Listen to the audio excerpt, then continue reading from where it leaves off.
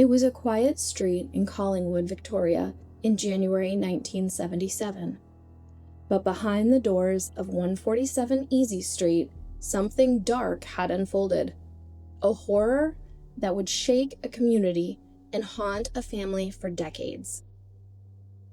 Two women, Suzanne Armstrong and Susan Bartlett, had their lives brutally taken, and a 16-month-old baby boy lay alone in his crib crying, but alive. My name is Jennifer Adams, and on this episode of The Dark Side of My Room, we will be exploring the horrible story of the Easey Street murders, a tragedy that would remain unsolved for nearly 50 years.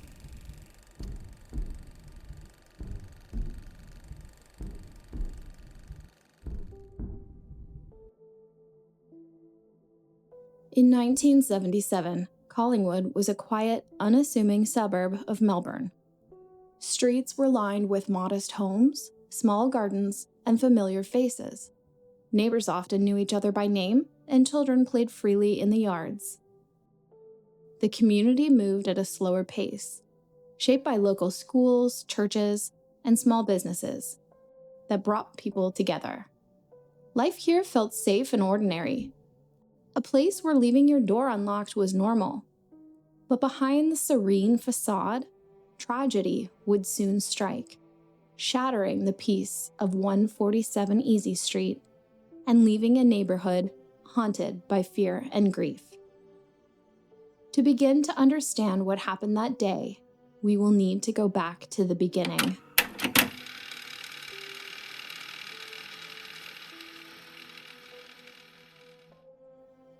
Suzanne Armstrong and Susan Bartlett were best friends from Benalla High School.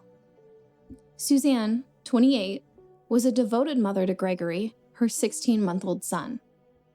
She had lived in Naxos, Greece, where she met Greg's father, a fisherman of Yugoslavian descent. Friends described Suzanne as bubbly, social, and deeply devoted to her child. She worked part-time as a cleaner at a doctor's office, balancing motherhood with her work. Susan Bartlett, 27, worked as a teacher at the Collingwood Educational Center. Creative and nurturing, she loved crafts and helping others. Her brother Martin described her as happy and full of life, especially after moving in with Suzanne and Gregory. In October 1976, they moved in together at 147 Easey Street, to a cute little 2-bedroom home with a backyard for Gregory to play in. Both women were known for their high ideals. According to Reverend Alan Locke, who led their funeral services, they loved flowers, loved people, and were dedicated to living good, meaningful lives. Despite only living in Collingwood for 8 weeks, the women were well liked in their community, frequently hosting friends and family. They were affectionately known as the Two Sues. On January 10, 1977, Susan's brother Martin and his girlfriend visited the women for dinner and to hook up their speakers. They left at 9:30 p.m. with Suzanne and Susan watching TV. This would be the last time that anyone would see them alive. By the next day, neighbors grew concerned. Gregory's constant crying could be heard through the walls, and their puppy Benji was found wandering alone in the street. Janet Powell, who lived next door, found the puppy in her yard around 5 p.m. on January 11th. She knocked on the woman's door 8 times and eventually left a note, but never received a response. 2 days later, on January 13th, Powell heard baby Gregory crying again and realized his cries were worryingly weak-sounding and intermittent. She and her roommate Ilona Stevens rushed inside and discovered a scene of unimaginable horror. Ilona grabbed the toddler and they rushed out of the house to notify the police. She recalls, "We just left, ran up the lane, turned right, went into our front door and rang the police." Suzanne Armstrong was found mostly unclothed. She had been attacked with a knife and left with 29 wounds from the weapon. She was also essayed post-mortem. Susan Bartlett lay face down by the door outside Suzanne's room, fully clothed, with 55 wounds from the knife, including injuries to her stomach, liver, arms, hands, legs, and back. Red streaks were smeared throughout the hallway, suggesting that she had tried to escape. Gregory was found laying in his crib, miraculously unharmed, but extremely weak after going 3 days without food or water. He was treated for dehydration in hospital and later released to his Aunt Gail, Suzanne's sister. Detectives noted red-soaked towels in the bathroom and in the backyard, evidence that the killer may have tried to clean the scene before leaving. A blue-soaked towel was later found hundreds of meters away, believed to be connected to the crime. There were no signs of forced entry, though a footprint on the windowsill suggested a possible point of entry. The women were known to leave their doors unlocked in the safe Collingwood neighborhood. Reporters would later describe it as one of the most horrific SA crimes Victoria had ever known. Fear swept through the suburb, and women living alone were told to lock their doors and trust no one. Suzanne's 31-year-old boyfriend Barry Woodard, a shearer who had been introduced to Armstrong on a blind date on Christmas Day in 1976, had visited along with his 24-year-old brother Henry on January 11th, a day after the homicide. He had been introduced to Suzanne by her sister, whom Henry was dating at the time. He left a note on the table asking her to, quote, "ring Barry as soon as you get home," end quote. He had assumed the women were out.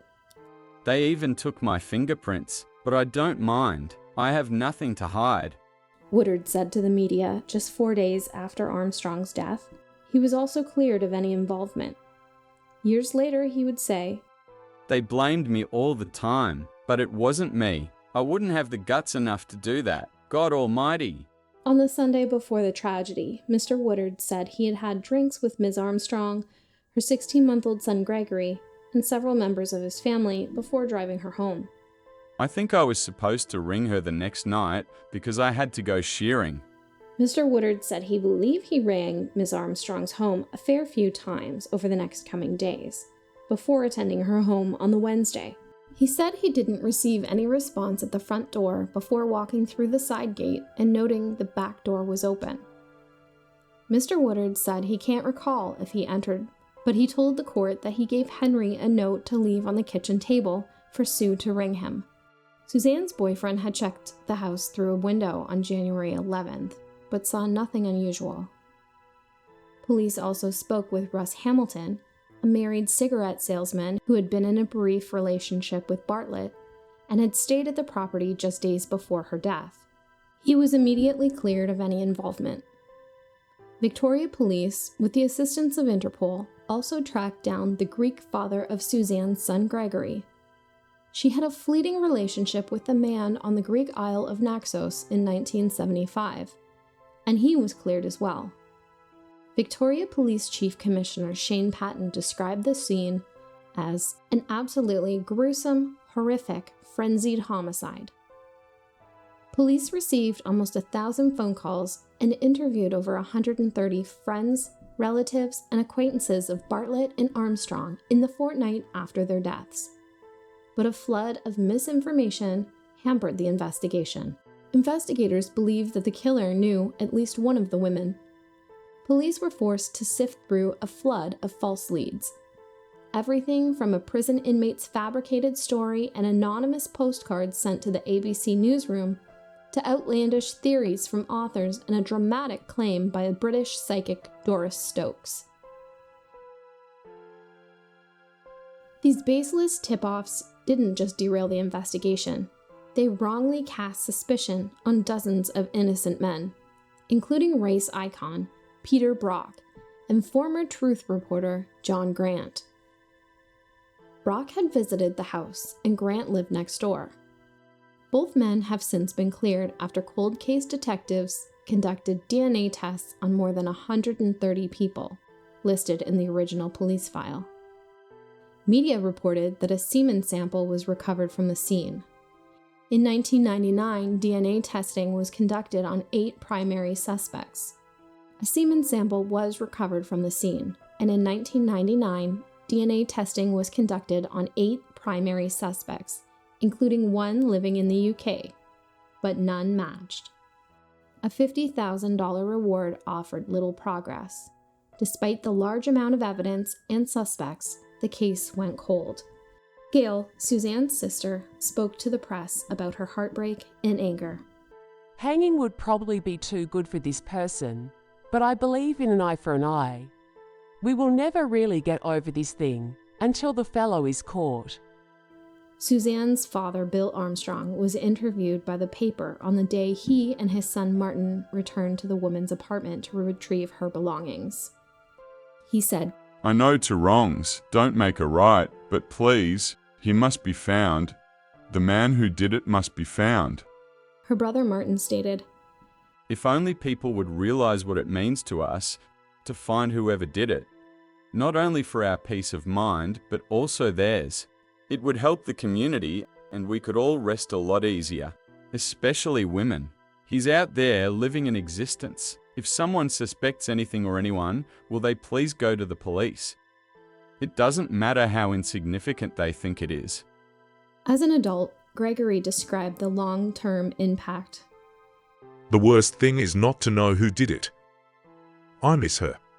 I wish I could meet my mother again, even just once.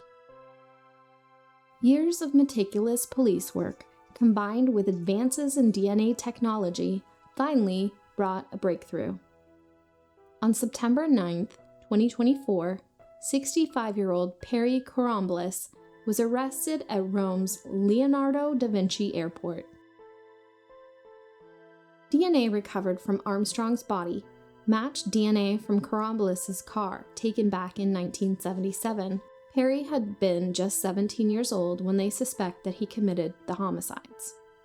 At the time, police even discovered a knife in his car trunk, wiped clean. And he lived just 230 meters from 147 Easey Street. In 2017, police had asked Perry to submit his DNA, but before they could get it, he had left the country and immigrated to Greece, reportedly to care for his mother. In June of 2018, a DNA sample obtained from his brother, Antonius Corombolis, allegedly determined that DNA taken from the Easey Street crime scene was a link to his brother. These allegedly include a sperm fraction taken from Miss Armstrong's body that is 650 million times more likely to come from the accused man than a random person, a sperm fraction found on the carpet near Ms. Armstrong that is 1,000 times more likely, scrapings taken from the east wall in the hallway that is 4.1 billion times more likely, and blood sampled from a lamp's power cord and switch that is 100 billion times more likely. Perry was extradited to Australia on December 3, 2024, charged with 2 counts of homicide and 1 count of SA, and is currently facing a committal hearing in the Melbourne Magistrates Court. The defense is challenging the DNA evidence, claiming it is unreliable. Magistrate Brett Sonnet noted that the case rests almost exclusively on DNA and could collapse if the material is ruled inadmissible. For decades, what happened on Easey Street haunted a community and stole the lives of 2 vibrant young women. But after years of tireless investigation, advances in forensic science have brought hope for justice. Gail and Martin, family members, expressed a mixture of fear, gratitude, and relief at the arrest. I got up and danced when I was told charges were laid. We may finally get closure after decades. Yet questions remain. Why were Suzanne and Susan targeted? What drove a teenager to commit such brutality? And will justice finally be served? The story of 147 Easey Street is a chilling reminder that even in a safe, quiet neighborhood, evil can strike, leaving lives changed forever. As new developments unfold, we will continue to follow this case closely. If you'd like to stay updated on true crime stories like this, make sure you subscribe, turn on notifications, and share your thoughts below. Every tip, every lead, and every voice matters. Because sometimes, it's the persistence of the public that helps bring long-awaited justice.